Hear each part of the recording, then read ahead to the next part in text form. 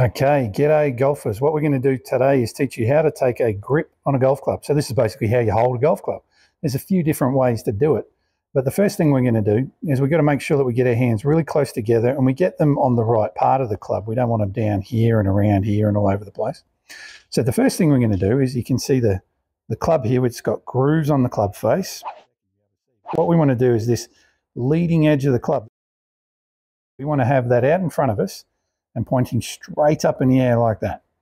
Okay, so then what we want to do is we want to take our left hand. So grab it with your right hand like that, but we take our left hand and we're going to put this club right along the line at the bottom of my fingers like that. I'm going to wrap my fingers around and put my thumb on top. So now my thumbnail is basically pointing straight back at me. Then what I'm going to do is I'm going to take my right hand and I'm just going to rest it, that little finger on top of my index finger there. I'm going to do the same thing, wrap my fingers around and put my thumb on top. So you can see this hand is kind of sitting on top of the other one a little bit. The reason we do that, the reason we want them together like this is we're not hockey players. We don't want them apart like this because we lose a lot of club head speed and we won't hit it very far. We need our hands really close together.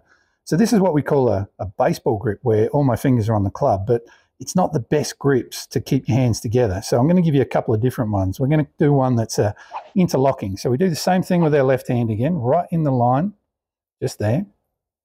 We've got that. Now what we're going to do is we're going to stick that finger out and I'm going to put it between my little finger and my ring finger on my right hand there, and then wrap my fingers around and sit on top. So now you can see my fingers are locked together and they're not coming apart.